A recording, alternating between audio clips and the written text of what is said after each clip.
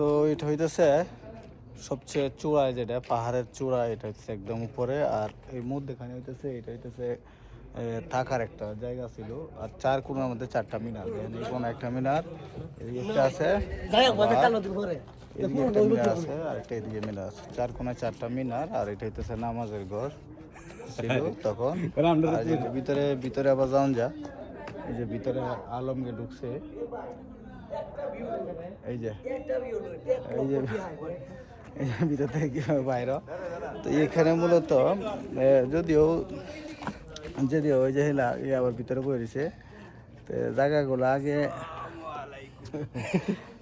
আগে এরকম আসছিল না, এখন এটি সংস্কার করছে। আগে অনেক ভাঙা চাঙা ছিল, আমরা যখন আইতাম তখন এগুলো আসলে একটা কুয়া আসছিল, এটা ভরেছে। আবার এটা হচ্ছে মসজিদ, মসজিদটা দেখায়।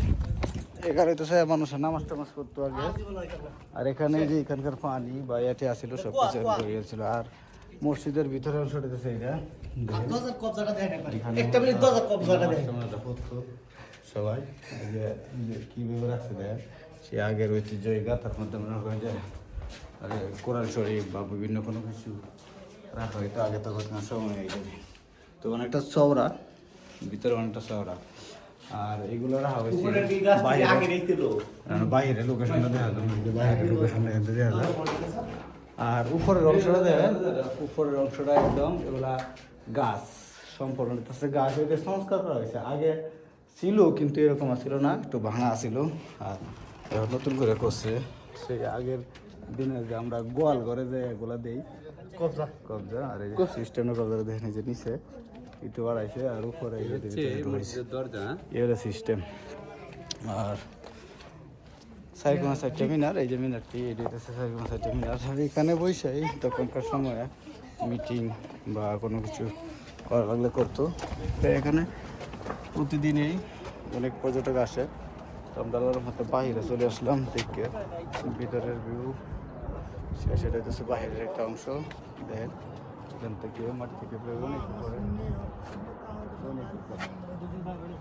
যার পুরোনো ঘরগুলো কিন্তু নিচে এখনো আছে, এদিকে দেওয়া যাইতেছে। আমি একটু নিচে গেলে দেওয়া যাইব এগুলো অবস্থা। এখানে সবসময় পর্যটকরা আসে দেখে, আর খোলা থাকে আপনার সবসময়। সন্ধ্যার পরে আবার বন্ধ করে দেয়, সন্ধ্যার পরে বন্ধ থাকে, বাকি সকল টাইমে খোলা আছে। যদি আজকে ঈদের দিন মানুষ প্রতিনিয়ত আইতেছে সারাদিন, কত পর্যটক আছে। রাজন কেমন দেখলা ভাই? আলহামদুলিল্লাহ। আমি ওই যে এগুলো তো শেষ পুরোনো 14-15 বছর আগের যে ঘরগুলো আছে এগুলো।